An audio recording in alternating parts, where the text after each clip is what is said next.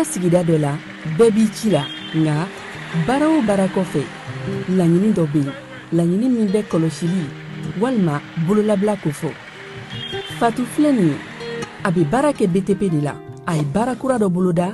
k'a sɔrɔ a ma ko fɔ EDM mɔgɔw ye o nana ni mun ye kuranfili dɔ tigɛra sigida kelen bɛɛ bilala dibi la Fatu ta ye bololatigɛ dan ye wa a damaja mɔgɔ si la nin ye Mamadu ye taxi bolila don k'a to mɔbili bolila a ye kuran poto dɔ gosi k'a kari a ma boli wa a ye EDM SA ka centre d'appel wele a ka nin kɛwale ɲuman in b'a to ka sara wɛrɛ tɛna bɔ a la Mamadu ye fasoden ɲuman ye wa a jan bɛ bɛɛ ka lakana la nka bɛɛ tɛ nin hakilina ɲuman in sɔrɔ Isa filɛ nin ye a bi ka kɛ komi a bi baara dɔ la k'a sɔrɔ a bɛ ka kofere électrique fil de bɔ ka t'u feere kuranko la fɛn bɛ jate kan ka minɛ an kana kɛ Fatu ni Isa ɲɔgɔn ye an ka kɛ i komi Mamadu n'aw bɛ fɛ ka dingɛsen baaraw kɛ aw bɛ EDM SA ka servisiw wele walasa aw kana tiɲɛni don dugu jukɔrɔ filiw la fasodenw aw kana ɲinɛ ka dantɛmɛ walew kofɔ kuranko ta fan na aw bɛ weleli kɛ 36 077 la walima agence EDM SA mun ka surun aw la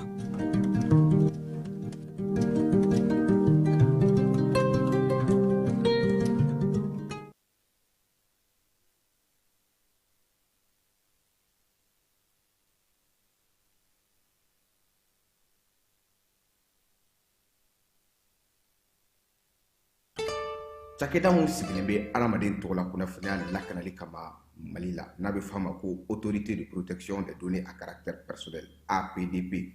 u kɛlen don ka wulikajɔba daminɛ Bamakɔ suguba kɔnɔ wulikajɔ in laɲini ye jumɛn ka ɲɛfɔli kɛ ka fɛsɛfɛsɛli kɛ ani ka suguba kɔnɔ mɔgɔw dɛmɛ ka formalité déclarative ka se ka o musaka sara ka sɔrɔ wuli ka bɔ u sigiyɔrɔ la formalité déclarative bɛ se ka ta vidéo surveillance kan a bɛ se ka ta gestion clientèle kan a bɛ se ka ta gestion de la paix kan o n'a ɲɔgɔnna caman missionnaire ninnu u labɛnnen don APDP gilet la ka APDP bati d'u ma ka tila ka ordre de mission officiel dilan ka d'u ma formalité déclarative ninnu a musaka bɛɛ lajɛlen bɛ se ka sara trésor paye fɛ trésor paye ye falandɛrɛ dayɛlɛlen ye jamana ɲɛmaaw fɛ walasa jamana kɔnɔdenw bɛ se k'u ka redevance bɛɛ lajɛlen sara ka sɔrɔ u ma wuli ka bɔ u sigiyɔrɔ la trésor paye bɛ labaara i ka téléphone ou bien ordinateur fɛ o musaka ninnu saralen a jagoyalen don APDP agent kan u ka reçu d'i ma reçu min sanfɛ i b'a ye i ye musaka min bɔ i y'a bɔ kun min na QR code dɔ b'a la i bɛ se k'o scanner walasa k'a sɛbɛntiya k'a fɔ k'i ka sarali ɲɛna APDP b'a da jamana kɔnɔdenw tulo kan k'u ka agent minnu bɛ terrain kan u labɛnnen don ni gilet ye ka tila ka APDP badge d'u ma ani APDP ordre de mission officiel nin wulikajɔ in fɛ APDP bɛ ka service gɛrɛ jamana kɔnɔdenw na walasa adamaden tɔgɔ la kunnafoniya lakanali bɛ don ba la an ka jamana kɔnɔ. An balimaw a y'a fɔ tare Agri-Sup Bamako min ye sanayɛlɛ kalanso ye sɛnɛ baganmara ale ni jɛgɛmɔ ni vétérinaire k'an ka jamana kɔnɔ a siɲɛ fɔlɔ nin y'o dayɛlɛtɔ ye Bamakɔkaw fɛ yen école supérieure privée des sciences et techniques agricoles Sotiba Bamako yan min ye maa min b'a fɛ sa ka kalan kɛ sɛnɛko ta nasira fɛ baganmara jɛgɛmɔ vétérinaire ani sɛnɛ ta sira bɛɛ lajɛlen fɛ i wasa don Agri-Sup la u n'u ka système LMD ni maa min b'a fɛ ka DIT kɛ sa ka ɲɛsin reproduction animale incinération artificielle animale ma i bɛ se ka taa ye minnu fana b'a fɛ ka licence kɛ en médecine vétérinaire olu fana bɛ se ka taa ye min ye DIT reproduction animale ale ni incinération artificielle animale o bɛɛ lajɛlen kalan bɛ kɛ Agri-Sup la Bamako tɔgɔ sɛbɛnw olu bɛ daminɛ min ye novembre kalo tile 10 ye ka taa bila sa fo min ye kalanta olu waatiw la maa minnu mana yen sugandi i kɔni b'a dɔn i bɛ wasa sɔrɔ sabula min ye baganmara jɛgɛmɔ ka taa se vétérinaire baaraw ma o bɛɛ lajɛlen bɛ kɛ yen tɔgɔ sɛbɛn saraw sa olu ni tɔgɔ sɛbɛn ko ni sɛbɛn fɛn fɛn bɛ k'a la i bɛ se ka weleli kɛ nɛgɛjuru sira la min ye 74 98 74 47 74 98 74 47 min ye Agri-Sup Bamako ye a bɛ Bamakɔkaw fɛ yan kɛrɛnkɛrɛnnenya la Sotiba Estade malien ale ka ndolati kɛrɛ kɛnɛfɛ n'aw taara ye don o don k'aw bisimila ka ɲɛ Gilles Jean B Kone vétérinaire do wa min ye kalanso in ye a tigi ye ale yɛrɛ ye a y'aw boli joona sabula min ye kalanyɔrɔ in ye a kalanso a hakɛw dɔnnen do yaasa aw ka se k'aw denw tɔgɔ sɛbɛn joona u ka kɛ an ma jigisigi ye.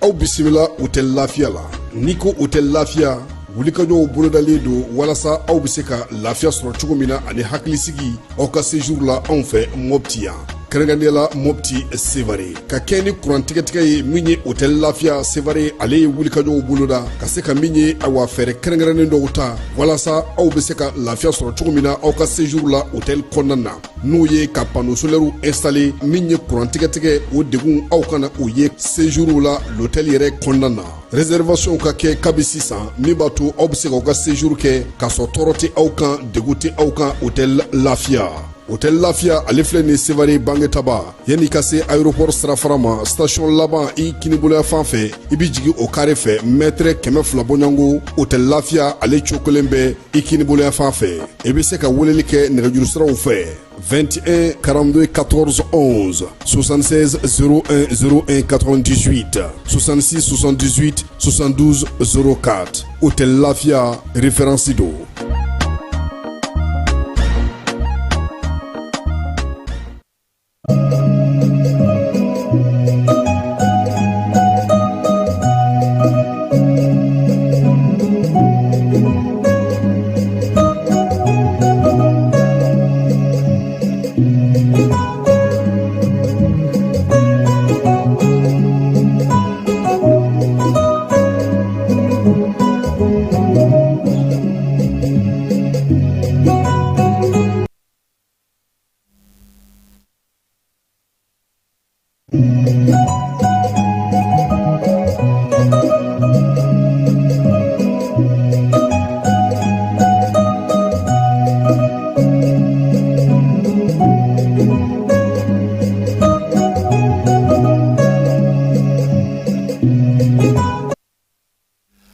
Alamisa février kalo tile 19 san 2026 sunkalo ale tile 2 bi ye fala ye chrétien ni silamɛw bɛɛ lajɛlen bɛ sun daminɛ ɲɔgɔn fɛ kunungo olu ta ye tile 40 anw ta ye tile 30 ye nka anw ta bɛ se ka kɛ tile 29 ye sun fila ninnu an n'an da don olu la wolomasiri tabaw ka wulikajɔ Kemasina Segu marabolo la an bɛna dɔ fɔ o fana na baara mun kɛra Kidali mara la kuma mun fana bɛ ka fɔ n'o ye Bamajɔwale kɛba FLA maaw ka wulikajɔ ye a kɛra cogo min an ye ɲɛ sɔrɔ a ko la min ye sariya wolomasiri tabaw ka gun kan sa ko ka fɛɛrɛ sigi giri dɔ ka sigi sen kan Orange Mali ale directeur ba taara premier ministre fɛ yen baɲumankɛtɔn minnu b'an ka jamana kɔnɔ olu ni Asa Bajalo ɲɔgɔn ye silamɛw ni chrétiens olu bɛɛ lajɛlen sun daminɛ kunungo ala k'a timɛko ɲuman di ani silamɛ ni chrétien ɲuman bɛɛ lajɛlen ma bɛɛ ni kelenya cɛfɔ ni kanbɛ k'o sinsin baara ninnu bɛna tali kɛ o la sunkalo ale kɔnɔna na min ye baarakɛlaw ye u ka baara ta waati ni baara jigi waati yɛlɛma bɛna don o la wa min ye sunkalo ye fana ale fana b'a to fana maaw ka dɔ fara cɛsiri ni timinandiya ni wulikajɔ ka kuma bɛɛ san kalo 12 min ye sun ye yaasa i ka se k'ale tɔnɔ bɔ musolakaw olu bɛ sɛgɛn kɔnɔna ni waati na sabula baloko ni dumuniko ni suntigɛko ka bɛn waati ma o ye olu ta ye an an da don o fana na conseil des ministres kɛra kunungo jɔyɔrɔ dira maa dɔw ma min ye ministres ye ɲɛbila baara minnu kɛra u bolo ale ni ɲɛbila sariya minnu bɛ an da don o kɔnɔna na n'an bɔra yen sa jamana kɔnɔna na an bɛ se ka taa Yorosokaw fɛ bi Bankas ale ni Kayi marabolo kɔnɔna na farikolo ɲɛnajɛ hukumu kɔnɔna na sa ko min ye sɛgɛw ka dege karamɔgɔ Thomson Tis n'ale Belgique ka ye fala ye ministère maaw ka bolofara min bɛ yen n'o ye direction nationale des sports et de l'éducation physique ye k'olu ko kabini janvier kalo tile 13 k'a ka walan sɛmɛ sabula k'a nana laɲini 4 kan kelen dɔrɔn de sera ka timɛ a tɔ 3 olu ma timɛ olu y'a jira sa k'a ka walan sɛmɛ o ye ko dayɛlɛlen ye sabula u y'a jira sa k'a fɔ kabini Mali kɔni dasira Sénégal fɛ quart de finale la fala ye k'a kun ye kuma minnu fɔ a n'a ye layidu minnu ta k'a si ma se ka timɛ ministre so komi jamana de b'a ka musaka bɔ olu y'o kɛ a bilali o sababu ye an na tila ka an da don o la sɔɔni sisan an bɛ nin bɛɛ lajɛlen walawala a bɛ se ka faamuyali sɔrɔ a la cogo min na k'a to aw sigiyɔrɔ n'aw ka baarakɛyɔrɔ la aw bɛɛ lajɛlen aw ni ɲankuma min ye Sunkaloba Jara ale tile 2 ye bi ye.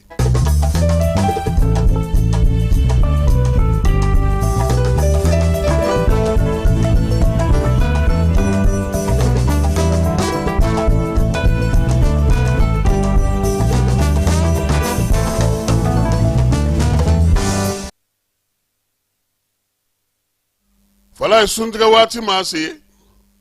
maaw bɛ nisɔndiya tile fɛ i tɛ se ka baro min kɛ o kumaninw bɛ na kunun ko cɛkɔrɔba dɔ ye ɲininka ko munna anw ka jamana ko tɛ se ka kɛ an sago ye n ko a ma ne bɛ min dɔn ne ka faamu la fala ye an bɛ ka mara kɛ ni minɛn min ye o de la a tɛ se ka kɛ an sago ye a ko ma cogo di n ko sabula ale de la k'a ye k'a fɔ mali ka baarakɛda la ko maaw taara k'a fɔ k'olu ka baara kɛ jamana ye minnu ni a ma fɔ k'u ye tubabukalan kɛ wa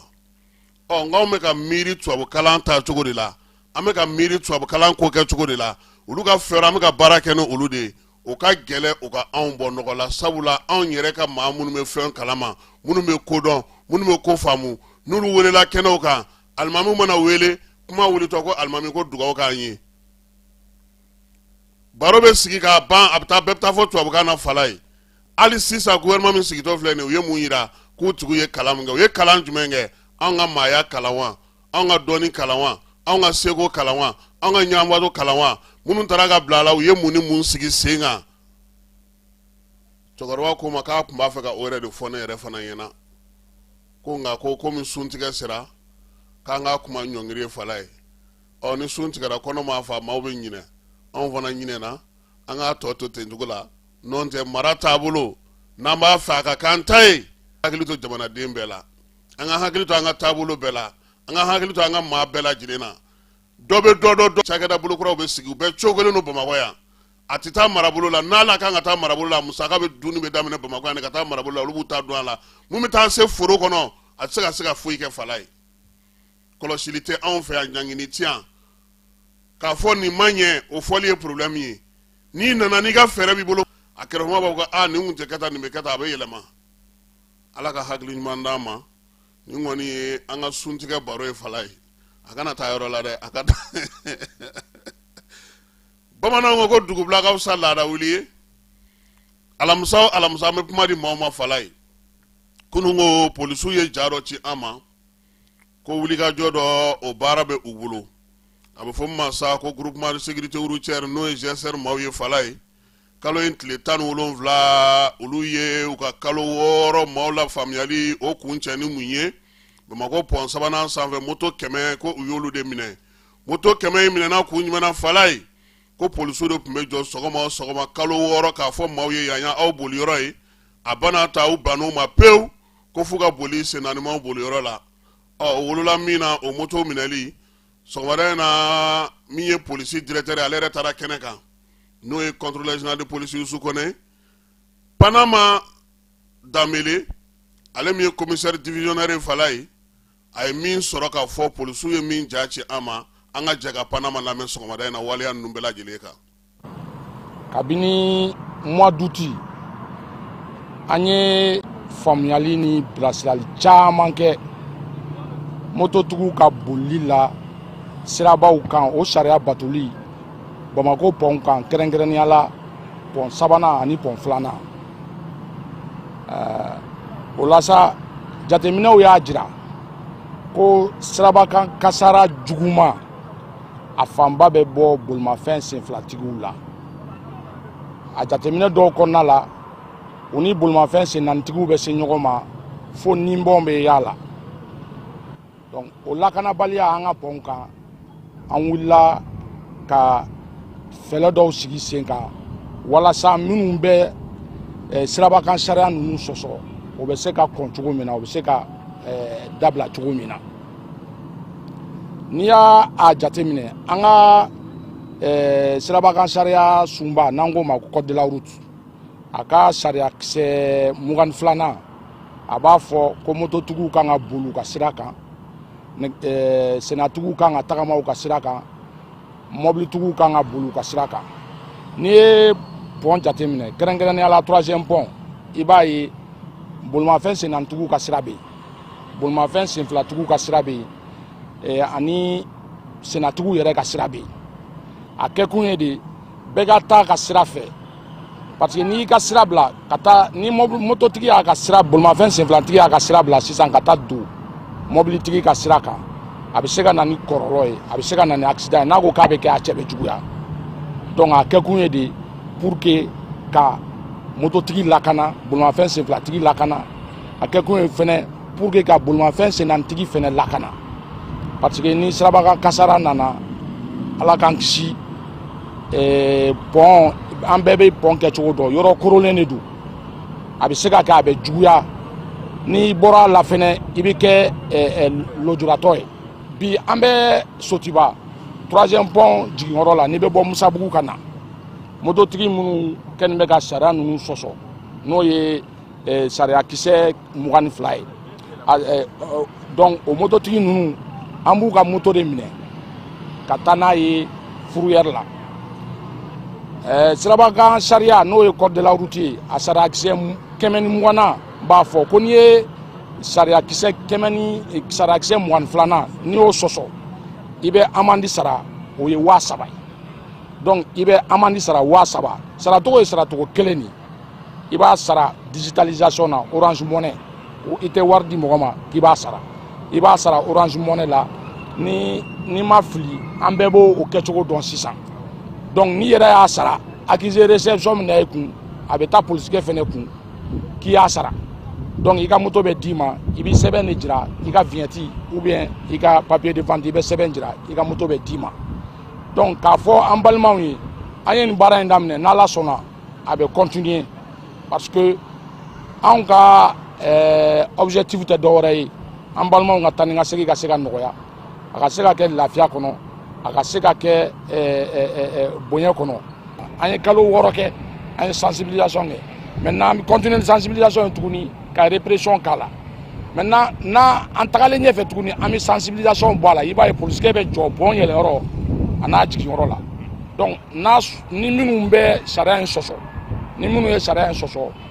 an bɛ i fiyɛ k'i ka moto minɛ ka taa n'i ka moto ye fourrière la donc nin baara in kɛkun ye pour que k'an bɛɛ de lakana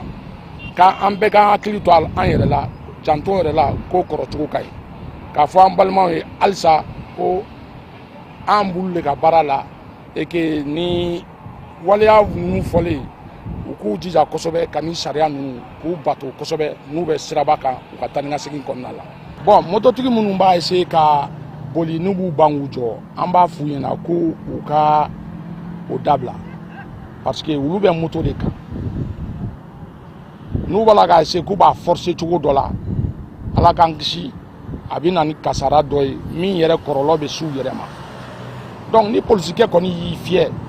i b'i jɔ ni bana k'i jɔ o fana y'a la infraction dɔ de ye mais an bɛ nin yɔrɔ in na an bɛ ladilikan de fɔ ka welewelekan fɔ k'a ɲɛsin an balima comment dirais-je mototigiw ma k'a fɔ ko ni polisikɛ y'u fiyɛ k'u k'u jɔ polisikɛ bɛ yan lakana nin de kama polisikɛ tɛ yen fɛn wɛrɛ kama wa n'aw tɛ yen anw fana tɛ yen donc n'i y'a ye an bɛ baara kɛ la c'est pour que hali ale mototigi min yɛrɛ n'a bɛ faute la a baara kɛkun ye de k'ale fana lakana parce que n'i minɛla la an b'a f'i ɲɛna de i k'a dabila k'i lafaamuya i k'a dabila tiɲɛ don i bɛ contravention i b'a sara 7,000 ye mais tagalen ɲɛfɛ a kɔlɔlɔ fana n'an y'a fɛtɛfɛtɛ ye k'a ɲɛf'i ɲɛna i b'a faamuya k'a fɔ k'a man ɲi i yɛrɛ ma donc mototigi minnu b'a forcer kun foyi t'a la n'i bɛ siraba kan taa ni ka segin na sariya dɔ de bɛ yen min bɛ siraba kan sariya ko fɔ n'an b'a fɔ o ma ko code de la route an bɛɛ kan ka code de la route an bɛɛ kan ka matarafa pour que an bɛ se k'an yɛrɛ lakana ani an bɛ se ka mɔgɔ wɛrɛ lakana ani an ka taa ni ka segin na. Commissaire divisionnaire Panama Dambélé groupement sécurité routière ale ɲɛmaa ye nin ye Falaye u k'a to finitigiw fana a ka boli kan dɛ parce que an bɛ mun lakɔlɔsi finitigiw bɛ na olu bɛ tɛmɛ mobilitigiw ka sira fɛ olu polisiw yɛrɛ ɲɔgɔnnaw b'a kɛ min ye sɔrɔdasiw fana b'a kɛ n'a ma ɲɛ ko sariya don u k'a boli bɛɛ kan a ka fɔ polisikɛ ye finitigi ko t'a la n tɔɲɔgɔn ko t'a la i bɛ ka tɔw bila ka tɛmɛ tɔw n'u ka moto i ka olu fana bila ka tɛmɛ Panama fana k'o fɔ a ka mɔgɔw ye Falaye an b'o lakɔlɔsi kosɛbɛ siraba ninnu kan wa n'i y'a jateminɛ siraba kasara ni siraba problème ba yɛrɛ maa minnu ye Falaye an ka nɔgɔ bɔ a la finitigiw b'a la dɛ olu yɛrɛ bɛ min sɔsɔli min kɛ sans interdit min burilen ka fɛn kɛ k'a to ɲɔgɔn ye a ka jugu dɛ donc u k'o kɛlɛ u k'o fana kɛlɛ parce que o fana bɛ ko in a kɛrɛfɛla la sunkalo n y'a f'i ye cogo min ale ni kerecɛnw ka sunkalo a fila bɛɛ lajɛlen daminɛna ɲɔgɔn fɛ fala ye Mali kɔnɔ kunungo min ye février kalo tile 18 ye a yirala sa k'a fɔ ko min ye kerecɛnnakaw ka sunkalo ye ale ni silamɛw ta fala ye ko an bɛɛ lajɛlen bɛ bato la koyi bato in a kɛkun ye limaniya ka sabati kabini nɛgɛ kanɲɛ 5 tɛmɛna ni miniti 30 ye silamɛlakaw olu ye suguru dunnen sa o ye heure 13 kɛ kunungo fala ye i tɛ ji min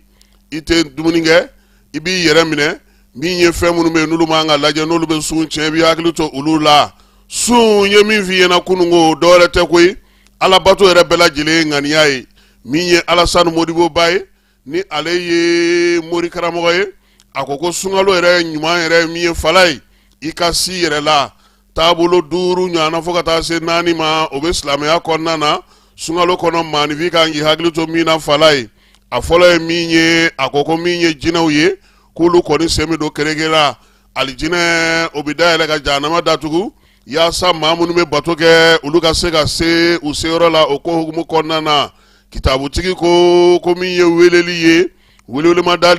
ka ɲɔgɔn dɛmɛ ka ɲɔgɔn sun tigɛ ka hinɛ ɲɔgɔn na ko waleyaw kan ka caya kosɛbɛ wa min ye sun yɛrɛ ye fala ye n'i ye kuranɛ kalan k'i yɛrɛ minɛ faraw kan ka tila ka maanifinw ka hinɛ olu la ko n'i sunna fala ye i b'i yɛrɛ dɔn i bɛ maa tɔw dɔn han o ye tiɲɛ yɛrɛ ni kɔngɔ bɛ maa la i miiri bɛ janya koyi kerecɛnnakaw fɛ yen olu ta ye tile 5 kara ye fala ye kabini n'olu ye dumuni kɛ midi fo midi wɛrɛ olu tɛ dumuni wɛrɛ kɛ tuguni o la sa olu ka sun danfara min b'a n'an ta cɛ Georges Kone n'ale ye coordinateur ye cathédrale paroisse Sacré-Cœur la Bamakɔ yan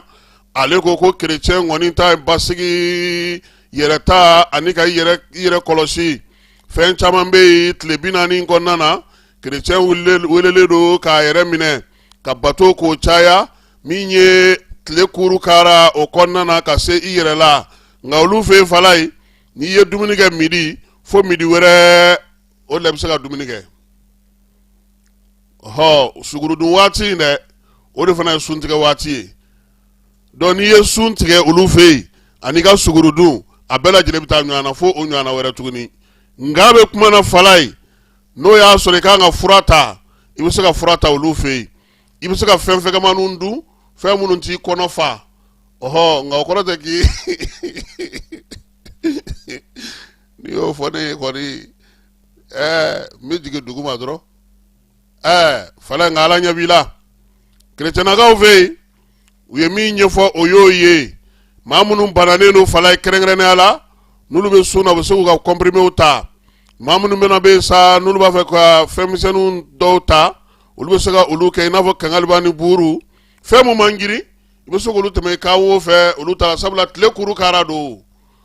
min ye studio tamani maaw ye u ko sa k'u ye min salo kerecɛnw ni silamɛw ka sun hukumu kɔnɔna na o de ye nin ye ala ka tile 40 n'a tile 30 a musaka nɔgɔya an bɛɛ lajɛlen ye fala ye o la sa minisiri faso ale ko sunkalo o jɔli min filɛ nin ye fala ye baarakɛ waatiw ko olu falenna kunungo min ye minisiriso ye a ko k'a daminɛ ntɛnɛn na ka n'a bila bi alamisala fala ye baara bɛ taa heure 7 mana tɛmɛ ni miniti 30 ye ka taa bila heure 16 o mana tɛmɛ ni miniti 30 ye 7h30 ka taa bila 16h30 la nka miniti 30 o sɛgɛnnafiɲɛ bɛ bɔ maaw bolo k'a daminɛ ntɛnɛn ka taa bila alamisa la min ye nɛgɛ kanɲɛ 12 mana tɛmɛ miniti 30 ye ka taa se nɛgɛ kanɲɛ 13 ma o ye sɛgɛnnafiɲɛ bɔ ye jumadon baara bɛ daminɛ nɛgɛ kanɲɛ 7 mana tɛmɛ ni miniti 30 ye ka taa ban nɛgɛ kanɲɛ 12 mana tɛmɛ ni miniti 30 ye o la sɛgɛnnafiɲɛ bɔ tɛ yen na aw jiginn'o la a bɛ taa so nin ka di dɔw ye nin kɔrɔ ko baara kɔni nin y'a ko ɔnzɔn fini ɔnzɔn tu dɔw ti taa yɛrɛ laadala yɛrɛ juma ma se ka b'a fala ye ni 11h ni ma kɔn k'i mago ɲɛnabɔ baarakɛla dɔw olu ti segin dɛ nka nin bɛɛ la an ka foli fana ta ka ɲɛsin dɔw ma fala ye polisiw olu b'u ka baara kɛ san kalo 12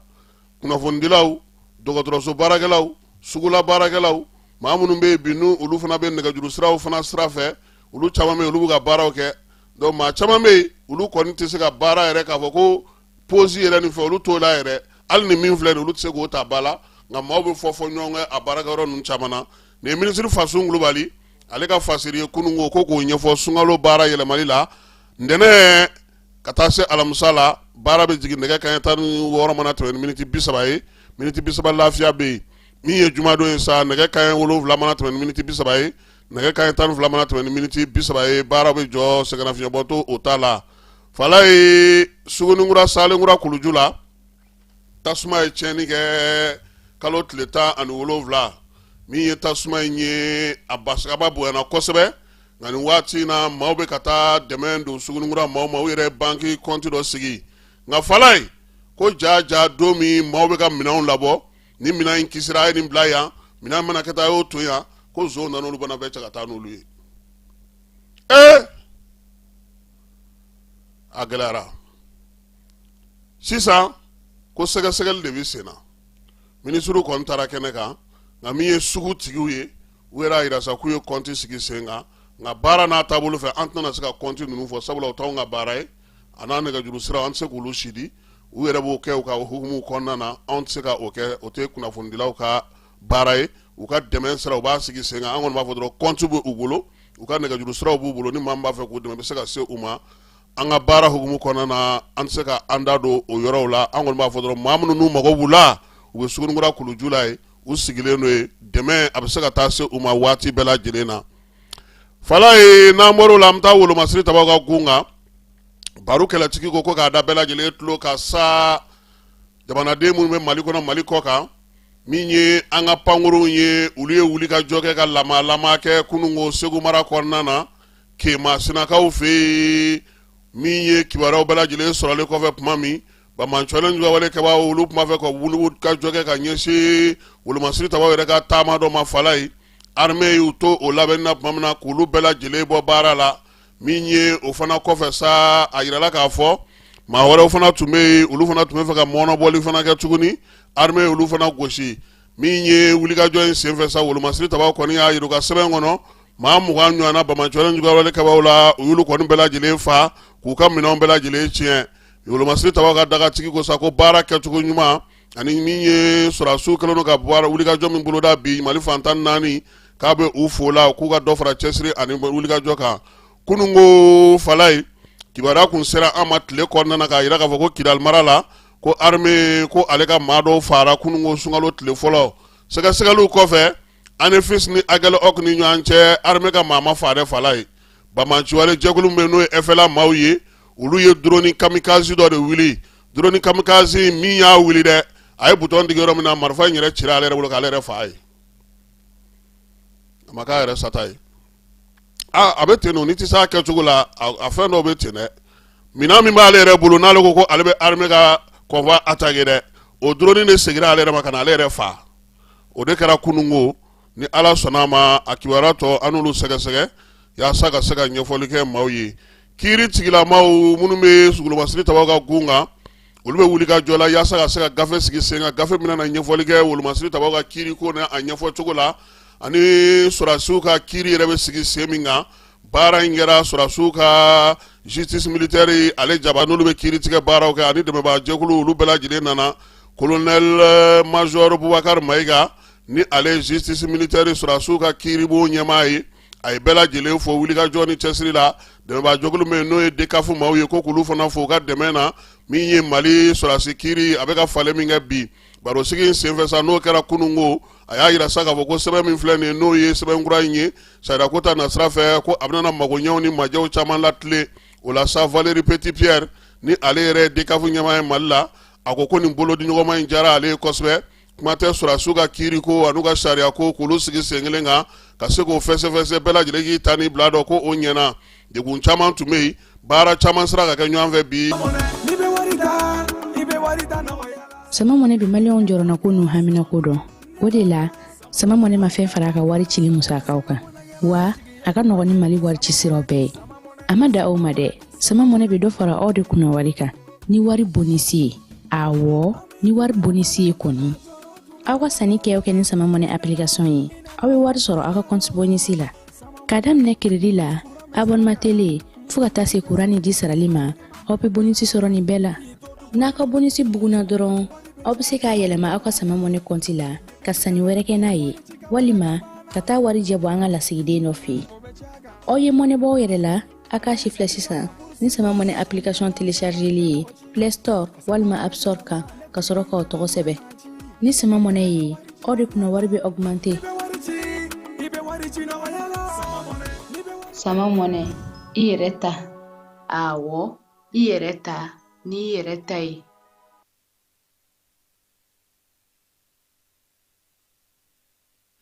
Premier ministre kunungo ale ka baarakɛyɔrɔ la n'o ye général de division Dr Ablaye Mayiga Elage ale ye Orange Mali directeur bakura o bisimila Leti Ndiaye a nana ka na min ye premier ministre fo k'a waleɲuman dɔn Alhamdu Agi Iliyani n'o ye kunnafonidi ministre ye ale ni subahana mansiw walankatali an ka marabolo la ale fana tun bɛ kɛnɛ kan min ye premier ministre ye a ko ko Orange maaw ko a y'u lamɛn baaraba minnu sigilen sen kan sa u kan ka taa sira minnu fɛ a ye faamuyali kɛ o la k'a bɛ dugawu kɛ sa u ka baara ko ala k'a ɲɛ u bolo baara minnu bɛ n'u kan k'olu kɛ yiriwali ko ta na sira la an ka jamana kɔnɔ min ye Orange ye a ka fondation fana ko k'o fana fo fala ye u bɛ ka baara minnu kɛ ani sa ka dɔ fara wulikajɔ kan client bɛ se ka wasa cogo min premier ministre ale ye o ɲini u fɛ o bisimilali ko hukumu kɔnɔna na an bɛ taa min ye colonel major Assa Bajalo ale ni dɛmɛjɛkulu tun bɛ ka ɲɔgɔn ye kunungo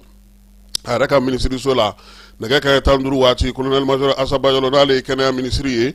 ani ɲɔgɔn dɛmɛ ministre fala ye ale ye conseil d'administration min bɛ Orange Mali kunna ani na a directeur kura n'o olu nana ka na foli kɛ ale ye Assa Bajalo kɔni y'a jira sa k'a fɔ u bɛ baara min na bi ɲɔgɔn dɛmɛ ni kɛrɛfɛdɛn hukumu kɔnɔna na u ka dɔ fara o kan yaasa min ye jamanadenw ye olu bɛ se ka tɔnɔ sɔrɔ a ko la cogo min international rescue community o fana ye nanzaralakaw ka jɛkulu wɛrɛ ye fala ye ɲɔgɔn dɛmɛ sira fɛ fana olu fana nana ka n'u ka ɲɛmaa kura jira baara boloda kura min b'u bolo k'o ɲɛfɔ colonel major Assa Bajalo ye a y'olu fana bisimila k'a fɔ u ye dɔ ka fara cɛsiri ni wulikajɔ ka IRC ale yɛrɛ ka baara min bɛ kɛ kɛnɛ ko ta na sira la bolodi ɲɔgɔnma hukumu kɔnɔna na olu ka se ka sigi min ye wari relief maaw ye olu kɛra maa sabanan ye Assa Bajalo ye minnu bisimila kunungo nin bɛɛ lajɛlen ye ɲɔgɔn dɛmɛ hukumu kɔnɔna ye maa minnu bɛ dɛmɛ ta ka ɲɛsin maaninfinw ma u bɛ se ka lafiya cogo min a y'olu fana bila ni kuma ye kuma min b'a to u bɛ se ka u ka baaraw yakubaya nka k'a yir'u la sa k'a fɔ ko AES jamana 3 Mali Burkina Niger olu ye kuntilenna dɔw ta ka baara bɛɛ lajɛlen don kun kelen kɔnɔna na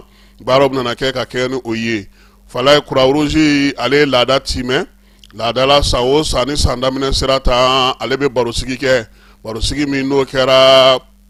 nkalo in tile 17 o ye tali kɛ mun na u ye baara min kɛ sango san 2025 kɔnɔna na anu bɛna mun sigi sen kan san 2026 kɔnɔna na u y'a jira sa ko min ye san 2025 kɔnɔna na maa 22 970 u y'o guwaw kɔni dɛmɛ min ye guwa min dɛmɛna o y'o ye maa min b'o guwa kɔnɔ o ye maa 137 820 ye olu bɛɛ lajɛlen ye dɛmɛ sɔrɔ ka bɔ Croix Rouge yɔrɔ maa 11 808 n'o ye guwa ye mun degun bɛ minnu kan u ye dɛmɛ don olu ma min ye u ka wulikajɔ ni cɛsiri ni minɛnw ye o ka taa se maaw ma o sera maa 70 408 ma sɛnɛkɛminɛnw na nɔgɔw la yaasa u ka sɛnɛkɛminɛnw bɛ se ka ɲɛ u bolo cogo min na kɛnɛya ta na sira fɛ sa maa 24 161 u y'olu furakɛ min ye maa 13 784 o ye maa joginenw ye u sera ka minnu furakɛ kɛrɛnkɛrɛnnenya la dɔgɔtɔrɔso kɔnɔna Gawokaw fɛ yen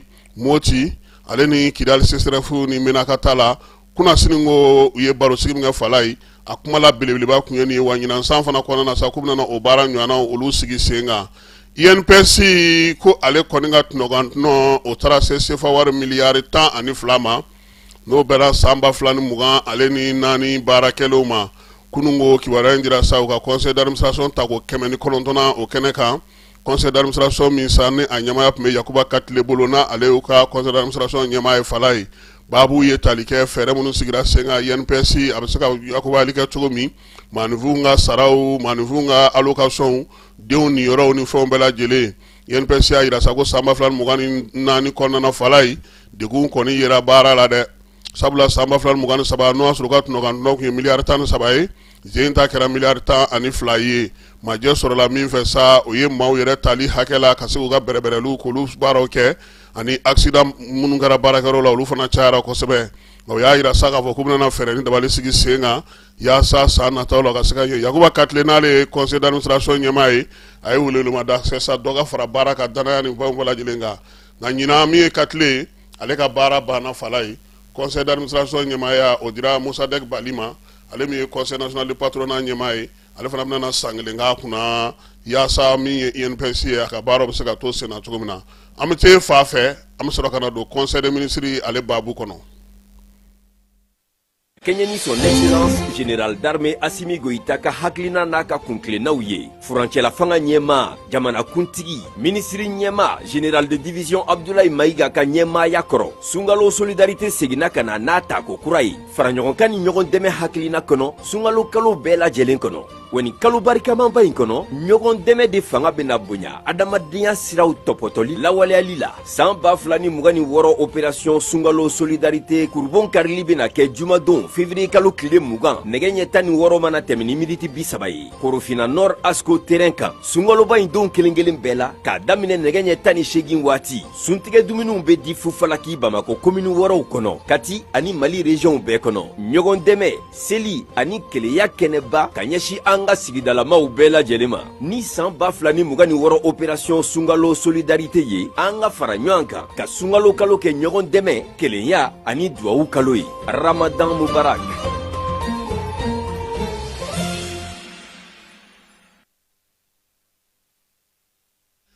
Fala ye ministre ka laadala ɲɔgɔn ye a kɛra kunungo ministre kura 4 olu yirala jama la a fɔlɔ o ye général de brigade Issa Ousmane Kulubali ye ale ye mara kamabɔli ministre ye filanan o ye Yaya Gologo ye Malikurako ministre n'o ye refondation ye sabanan o kɛra min ye Ibrahima Samake ale ye sɛnɛ ministre ye naaninan o kɛra professeur Cɛmɔgɔ Traoré ale ye courant ale ni ji ministre ye conseil des ministres ka laada la sa fala ye min ye ɲɛbila sɛbɛn dɔw ye u y'olu ta jɔyɔrɔ k'olu di ministre ka baara kɛlenw ni baara bolodalen u y'u da don la ka kɛ ni ɲɛbila sariya sɛbɛnko ye sa ministre min bɛ baara ni baara dege kunna an ka jamana kɔnɔ fala ye ale ko ale ka bolofaraw sigilen don sariya kuru min kan an ka jamana kɔnɔ n'o bilara sen kan novembre kalo tile 4 san 2029 san ko o sɛbɛn yi a tɛ labɔli kɛ tuguni marabolow cayara baarakɛbolow fana falenna o la sa min y'o sɛbɛn ye ko fo ka o yɛlɛma yaasa baarakɛboloda minnu b'a ale bolo nagakɔrɔlaw la ani togodaw la olu bɛ se cogo min na ka baarakɛ taabolo kura sigi sen kan ka sariya kura minnu bɛ yen k'olu sigi sen kan san 5 nata in kɔnɔna na yɛlɛma bɛ se ka don olu ka baaraw la cogo min na ministre min bɛ yen n'o bɛ dugukoloko kunna ale ye conseil des ministres ladɔnniya sa ko a ye dugukolo dɔ di ministre min bɛ sirabako ale ni yɔrɔbaw jɔliko kunna kɛrɛnkɛrɛnnenya la kajolokaw fɛ yen dugukolo dɔ dira n'o o ye titre foncier ye o ye 460 ye kitakaw fana fɛ yen kelen dira o de ye 460 ye 947 o ye kajolokaw ta ye a yirala sa k'a fɔ ko nin dugukolo minnu filɛ nin fala ye kajolo ta o bɛ kajolo ni Zegwa sira yɛrɛ kan ale kan ka kɛ marabolo ministre so in bolofara min kan ka taa sigi ye o jabala ye ani baara min ye kitata ye o bɛ kɔfilabɛkaw fɛ yen commune min yɛrɛ ye kita yɛrɛ ale yɛrɛ kɔnɔna na sa ko nin kɔni dir'u ma sa u ka se k'u ka bolofaraw olu jɔ nin yɔrɔ fila ninnu na o de la titre foncier in ministre min bɛ dugukoloko kunna ale y'o d'u ma jɔyɔrɔko ta na sira la conseil des ministre Sadio Kamara ka ministre so kɔnɔna na n'o ye Wolomasiri Tabaw ka ministre so ye fala ani sɔrɔdasi kɔrɔw chef d'état-major min bɛ armée de l'air kunna n'o ye inspecteur en chef ye inspecteur en chef état-major armée de l'air o kɛra colonel Makan Fofana ye ministre so min bɛ sɔrɔko kunna ale ye jɔyɔrɔ di maa min kan ka taa ministre min bɛ jamana seko ni dɔnko kunna o ka musakako ɲɛnabɔ o kɛra Modibo Kulibali ye ale ye inspecteur des finances ye ministre min bɛ sariyako kunna ale ye jɔyɔrɔ di maa sa direction nationale min bɛna na sigi denmisɛnninw ka sariyako kunna o kɛra Jɛnɛba Jakite magistrat don nka ale bɛ Tarawelelakaw ka sigi la ministre min bɛ dugukoloko kunna ale fana ye jɔyɔrɔ di inspecteur dɔw ma minnu bɛna na kɛ dugukoloko a ɲɛnabɔbaw ye Yusuf Kulubali ale ye ingénieur de construction civile ye Musafa Kante administrateur ye ale yɛrɛ ye préfet ka maa ye olu fila ye jɔyɔrɔ sɔrɔ ministre min bɛ sigida lakana ni yiriwali kuntalajan kunna ale ka chef de cabinet ale y'o kɛ Fatumata Buhari o ye école karamɔgɔ ye camancɛ kalanso kɔnɔna na ala ye ministre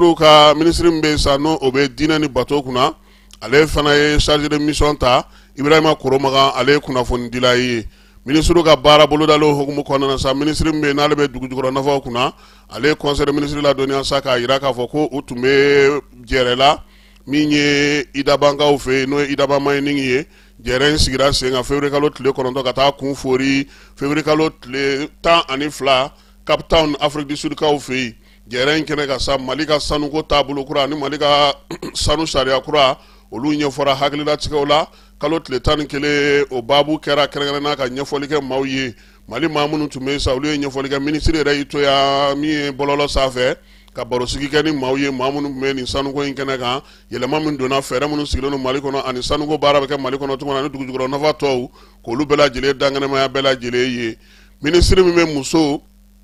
den ani du ka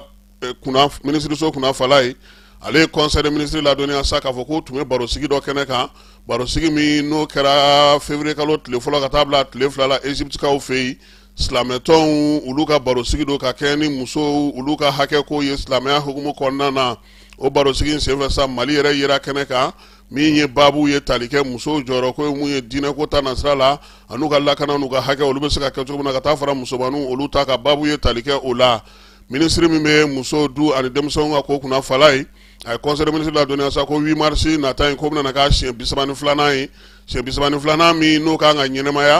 ɲɛnɛmayali hukumu kɔnɔna na sa k'u bɛna baara ta ka kɛ min kan musow ni npogotigininw ka hakɛ an ka wuli k'an jɔ yaasa Mali min damakɛnnen don min cɛsirilen min bɛnnen ka se ka sigi jamana hɔrɔnnen kɔnɔ ko ka baabu sigi o ka fala ye laɲini ye mun ye sa ka se ka musow jɔyɔrɔ ko k'o sinsin hali bi u ka hakɛw k'olu matarafa ani npogotigininw min ye dafaliw ka se ka kɛ jamana yɛrɛ ka kelenya kɔnɔna na ani yiriwali kuntalajan bɛ se ka sɔrɔ cogo min ko ni Ala sɔnna a ma ɲinan 8 mars k'a bɛ taa kɛ Baɲangarakaw olu fɛ yen dɔgɔnɔw ka dugu kɔnɔna na ministre min bɛ baganmara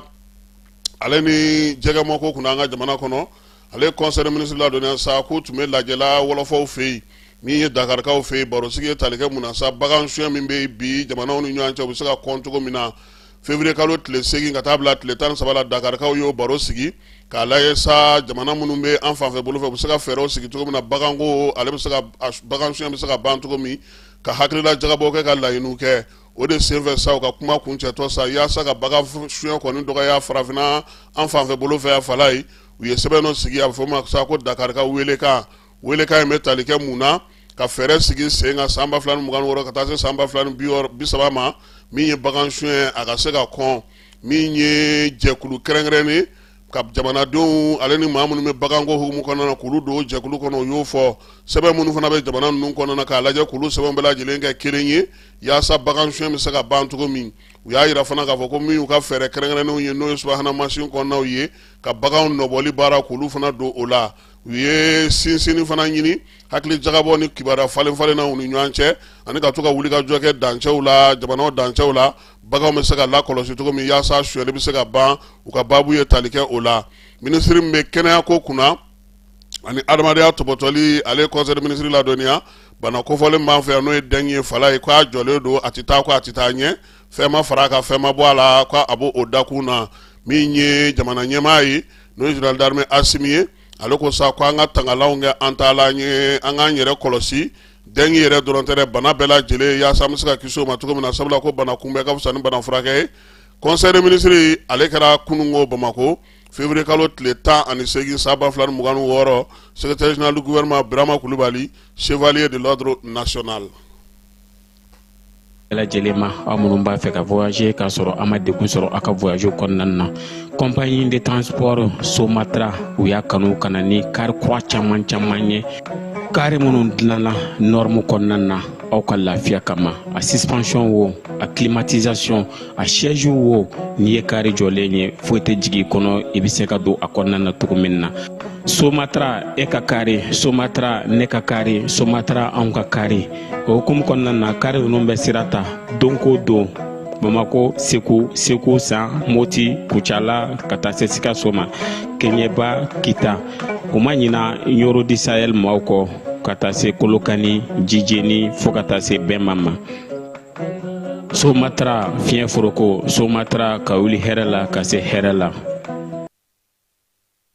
Fala ye dire ekɔlidenw u ye ɲɛfɔli kɛ olu ye subahana mobili boli moto boli ani bolimafɛn boli dandɔnbali u ka marabolo kɔnɔna na k'u ka dɔ bɔ a la min ye kalanso min bɛ n'o ye lycée Mamadu Jaje ba ye u y'olu kalandenw fara ɲɔgɔn kan maa minnu bɛ n'olu bɛ siraban ka kasaraw kibaruyaw fɔ ani siraban ka sariyaw fɔ u ye kalanden ninnu wele u n'u ka karamɔgɔw bɛɛ lajɛlen ka ɲɛfɔli k'u ye dɔgɔtɔrɔso min fana bɛ dire k'o fana ladɔnniya sabula min ye u ka ɲɛfɔli kɛ bi kasara min bɛ ka se denmisɛnninw ma u yɛrɛ k'a lajɛ n'o y'a sɔrɔ a bɛ bɛn n'a ti bɛn ba fila tigɛra hanfala ye aw ka baki tɛ ka bouger o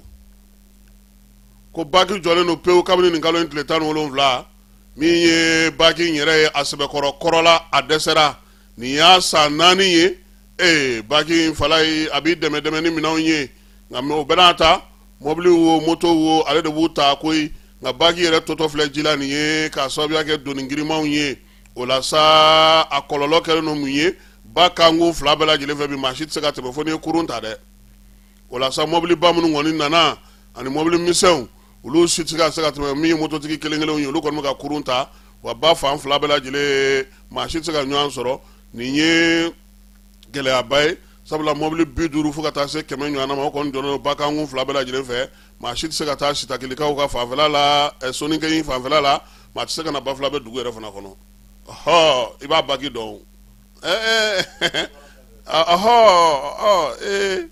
an yɛrɛ tɛmɛna a yɔrɔ fɛ siɲɛ caman ko nin t'a siɲɛ fɔlɔ fana ye baki ka tiɲɛ hanfala ye dugudenw kɔni ko baki ko in dɔkɛr'o la ten ka taa pɔn jɔ olu fɛ yen ko ten dɛ k'olu yɛrɛ de kɔni sɛgɛnna baki ni baki ma to ji la ji bɛ to baki la fala ye ɲin tɛ bɔ ɲuman na koyi an bɛ dugawu kɛ baki u ka taa larawuli yanni pɔnko ka ɲɛnabɔ fɔlɔ ba filabɛkaw bɛ se ka lafiya cogo min na nin waati in na don kɛrɛnkɛrɛnnen muso ni npogotigiw tɔgɔla don maa minnu bɛ yen sa n'olu bɛ sarayɛlɛ kalan kɛ n'o ye siyansi ye o ɲɛnamayara gundamukaw fɛ yen baara in bɛ tali kɛ sa yalama musomanin minnu bɛ yen bi n'olu ye siyansi kalan kɛ a ye nafa jumɛn ɲɛ u ye walima a bɛ se ka yɛlɛma cogo min na système kɔnɔna na o la sa barosigi a kɔni kɛra sa npogotigilakaw ka sɔn ka don siyansi kalanw na fala ye n'o ye mathématique ni physique chimie ani aw ka ko ninnu ɲɔgɔnnaw ye u ye barosigi min kɛ sa musow kɔni nana ka na ɲɛfɔli kɛ yaasa bi waati in na min ye bɔlɔlɔsira nasiraw ye o bɛ se ka yakubaya cogo min musow fɛ siyansi hukumu kɔnɔna na barosigi in ye tali kɛ o ka gundamu kalandenw olu caman kɔni nana ka na o lamɛn ko in senfɛ sa sanko san 2025 san 2024 san 2025 kalanden 27 olu kɔni ye donbolo sɔrɔ musow olu ye 12 ye a la dɔw yɛrɛ ka kuru u bɛ taa se 18 buruburu 5 ma ka taa se 10 buruburu 25 ma olu bɛɛ lajɛlen ye jɔnjɔn sɔrɔ kɛnɛ in kan ye kununko maa 3 fala ye dɛmɛ taara ka ɲɛsin olu de ma minnu y'u sigiyɔrɔ bila korokaw fɛ yen min ye maa minnu bɛ yen n'olu kɛlen don k'u sigiyɔrɔ bila bi n'o ye an yɛrɛ ka jamana degun kɔnɔna ye o ye maa 200 ɲɔgɔnna korokaw fɛ yen dɛmɛ taara ka di olu ma février kalo ale tile 17 min ye maa minnu ye sa olu ye dɛmɛ min sɔrɔ sa o kɔni ye malo tulu ale ni safinɛ yaasa u bɛ se k'u yɛrɛ boloma dɛmɛ n'o ye cogo min na sefa wari min donna a la sa o bɛna $3 ma $3 in sa jɛkulu minnu bɛ yen n'o o ye koroka minnu sigilen don Côte d'Ivoire ani koroka minnu sigilen don Bamakɔ yan olu bolo fara ɲɔgɔn kan ka $3 in fara ɲɔgɔn kan yaasa ka se ka taa ninnu dɛmɛ baara ninnu bɛɛ lajɛlen kɛra sa jinangurukaw olu ka préfet ale ka maa welelen o tun b'a ko kɛnɛ kan koro dugu ale yɛrɛ kɔnɔna na bankasikaw fana fɛ yen maa mun bɛ yen n'o kɛra ɲɔgɔn tɛ ɲamanda ye san kɔnɔ o ye Abdala Togo ye Abdala Togo ale ye sifin minnu bɛ wulikajɔ kɛ faso kanuni na ka se ka jamana fara ɲɔgɔn kan ani ka koro ka kelenya sabati u ye ale de sugandi waleya in kɛra sa su kɛrɛnkɛrɛnnen n'o ye waleɲumandɔn su ye a ka jɔnjɔn dira ma o senfɛ a ye baara minnu kɛ togoda yɛrɛ la ani sigida la ka se ka o waleɲumandɔn a ye o de la ni jɔnjɔn in taara ka di Togo kɛma fala ye nin y'a siɲɛ fɔlɔ ye sa min ye su kɛrɛnkɛrɛnnen ka sigi maa minnu bɛ waleɲuman kɛ bankas marabolo la ka se k'olu waleɲumandɔn u y'a jira sa ko ɲinanta kɔni kɛra février kalo tile 17 n'ala sɔnna a ma k'a na kɛ laada ye olu fɛ yen an bɛ taa fan fɛ an bɛ sɔrɔ ka na kɔkan kibaruyaw la. dugutigi ni wari dafara ye paase d'a kan ka sira di ne ma. Sunkalo e kunkolo a tɛ yen dugu wari ko o d'i ma fo dugu ani dugu dun wara t'a de. o kɔni kuma t'a la sa e ka sama mɔnɛ to yen i yɛrɛ ta. Sita Sidi ka numéro filɛ nin ye wari ci.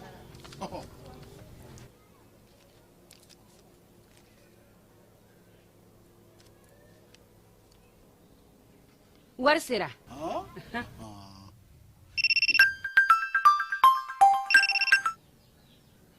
Allo i ye wari sɔrɔ o ɲɛna tiɲɛ yɛrɛ la ko ni sama bɛ maa min ɲɛ ko nkomi t'i gosi. ngonga sama mɔnɛ i yɛrɛ ta a sɔngɔ ka nɔgɔn ni mali wari ci sira bɛɛ ye depo ye fu ye wari bɛ ci fu ni application ye wa bɔ sara ye musaka fitinin ye sama mɔnɛ ji ni kuran bɛ sara n'a ye krediw bɛ ta n'a ye sanni feere bɛ kɛ n'a ye sama mɔnɛ nin y'anw maliyɛnw ta ye a y'a si filɛ ka nkalon bɔnda.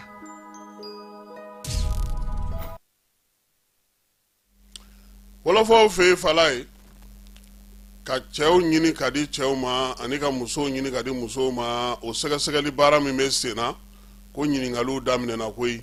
min ye Kɛr Masari ye ale ni Pape Cheikh Diallo ka taa se Jibi Dramé n'a tɔw ma ko olu kɔni ka ɲininkaliw b'a tile sabanan hukumu kɔnɔna na kiiri tigilamaw kɔni y'a yira sa k'a fɔ k'u ye dɔw labɔ k'olu lamɛn fala ye ja min ye san 2021 dɔw fana sidabana fana warakata maa dɔw la o ko kuntan ninnu senfɛ ɲɛfɔliw la sa gendarmelakaw k'olu kɔni ye fɛn fɔlɔ minnu sɔrɔ o ye k'a yira sa k'a fɔ maa minnu ye nin waleya ninnu kɛ maa kofɔlenw caman b'a la sɛgɛsɛgɛli tɔ ko min ye maa fɔlɔ minnu ɲininkara u bɛ ka maaw tɔgɔ fɔ k'a ka bon hakili ma wɔlɔfɔ olu fɛ nin waati in na senegalikaw ka jamanakuntigi kɔrɔ n'o ye Macky Sall ye k'ale b'a fɛ ka kɛ Nations Unies secrétaire général fala ye a ye kibaruya in kɔni da kɛrɛnkɛrɛnnenya la Basiru Jomayi Jakari Faye tulo kan ko min ye farafinna jamana dɔw ye ale wele k'a fɔ a ye k'a k'i kama bɔ Nations Unies n'o ye Jensire Kenani secrétaire général ya nɔfɛ a ka kɛ o ye Macky Sall a ko farafinna jamanaw de ye a bila k'a ka nin baara in kɛ senegalikaw fɛ min ye u ka diripa ɲɛmaa ye a ko sa k'u ka surasi dɔw kɔni n'olu ye kurun surasiw ye batobolila surasiw ye marɛnw k'olu dɔw kun tora ji la u su yera n'o ye saba ye an saba ninnu kun tununa a mɛnna wolomasiri tabaw yɛrɛ kun ye nkamu da k'u ɲinini daminɛ nka ko in kɛra bato dɔ de kɔni dafirili senfɛ a bɛ fɔ bato ma ko vedɛti gabɔnkaw fɛ yen olu ka aki fala ye ale ye bɔlɔlɔ sira bɛ o tuma a ma maa ɲininka gabɔn u ka aki k'a ye bɔlɔlɔ sira bɛ dulon kabini kunnasini ko a yirala sa k'a fɔ ko nin kɔni nin kɛra bɔnfurula ye fala ye maa minnu yɛrɛ bɛ n'olu ye bɔlɔlɔ sira fɛ k'u bɛ ka caya u hakɛ tɛ se ka dɔn wa min ye jamana ɲɛmaaw ye u tɛ ka minɛcogo sɔrɔ a ko la anw da minɛcogo b'anw na yan adama bi yan n'i kɔni bi yan fɛn min fana tɛ se k'o kɛ dɛ adama fana b'o baara la yan kiiritigɛlaw fana b'a baara la yan donc an bɛ dugawu kɛ min ye gabɔnta in ye a ka se ka ban joona faransi parti bɛrɛbɛrɛlitɔ min bɛ yen ni o ye faransi u b'a fɔ ma ko faransi insoumise fala ye k'olu ka tɔn jabala langoloyala kunun ko koyi sabula min ye kuma de nana bali ka fɔ ten ko bɔn bɛ parti siège kɔnɔ an bɛ y'an yɛrɛ ta min ye waleya in ye sa k'a kɔni kɛra ko kɔfɛ u ka tɔnden dɔ o kun fatura min y'o ka fatuli la liyɔnkaw fɛ sa ko kɔni bɛ o ko ɲɛɲinini mun na o de nana ni nin ye kibaruya in a dira Manuel Bompard fɛ u yɛrɛ ka min ye tweet n'o ye X ye ale kan États-Unis kaw fɛ yen fasodenw ka tɔnjɛkulu caman wulila fala ye ko Trump ye waleya dɔ kɛ ko u ti jɛ n'o ye n'o ye ka sariya dɔ falen sariya kɛrɛnkɛrɛnnen min n'o bɛ falen sa ka kɛ ni waati yɛlɛma kɔlɔlɔ ye ko a y'o min falen ko États-Unis sen ka b'o la k'u ma jɛn n'a ye u la k'u jɔ gaz à effet de serre ko a ko min ni a y'o bɔ a ma u fɛ yen k'u ma jɛn n'a ye fasodenw ka tɔnjɛkulu caman wulilen don Trump ale nɔfɛ États-Unis ko ale kɔni bɛna na Iran bali cogoya sugu bɛɛ la fala ye min ye maramafɛn nucléaire ye k'a kana o sɔrɔ ko n'u m'a kɛ cogo dɔ la k'u n'a kɛ cogo wɛrɛ la kibaruya in a dira min américain ka secrétaire d'état min bɛ kuranko kunna n'o ye Chris White ye a y'a ɲɛfɔ kununko faransikaw fɛ yen lajɛ dɔ tun bɛ sen na Jeux olympiques n'o ye Jeux paralympiques ye Ukraine ko ale kɔni ma jɛn n'a ye cogo si la kununko ko min ye Irisilakaw ka lujuratɔw k'olu sen ka ye o jeu ni Biélorusikaw k'olu ka y'o ɲɛnajɛ kɛnɛ kan ko k'a sɔrɔ k'olu n'olu bɛnnen tɛ k'u la sa k'u k'a lajɛ k'u sema don tɔw la cogo min na fana ko min ye lujuratɔ ka Jeux olympiques min filɛ nin fala ye ko ka min ye irisi ni biélorussie ko k'u sen bɔ a la kuma tɛ k'u bɛ ka taa ɲɔgɔn dan kɛ n'u ka drapeau min ye ko o yɛrɛ man d'olu ye Ukraine e fanga de dɔgɔyara kisɛ tɛ jaba la tuguni o fala ye an bɛ fɛ ka n'an yɛrɛ fɛ yan an ka dege karamɔgɔ n'o ye Tom Sentif ye Mali kun ye ale ta ko yaasa an ka se ka taa Coupe du Monde na Mali y'a ta fana ko yaasa an ka se ka se Coupe d'Afrique ale demi-finale kɛnɛ kan Mali y'a ta k'a ka se ka équipe d'a ma équipe bɛ se ka ngolo fa wa Mali y'a ta fana ko min ye an ka farikolo ɲɛnajɛ yɛrɛ baara kɛcogo ye a ka se ka kɛ ka ɲɛ min ye ministre so min bɛ farikolo ɲɛnajɛ ko kunna an ka jamana kɔnɔ ale bolofara min bɛ yen n'o ye direction nationale de l'éducation sport éducation physique ye o de y'a yira sa nin kalo tubabu kalo salen n'o ye janvier ye o tile 13 ko Tony Sentif k'a ye laɲiniba 4 min fɔ ko kelen pe dɔrɔn de sera ka sabati a la o la sa k'a ka walan sɛmɛ ko sabula k'a ka jaabi olu man ɲi kuma kɔni bisibasalen no bi maa caman tɔgɔ bɛ ka fɔ mun bɛ se ka bila Tom Sentif nɔ na fala ni nu ma fili mars kalo nata tile 27 Barian Dulati kan ka kɛ Mali ni Irisilakaw ni ɲɔgɔn cɛ entraîneur jumɛn bɛna na taa n'an ye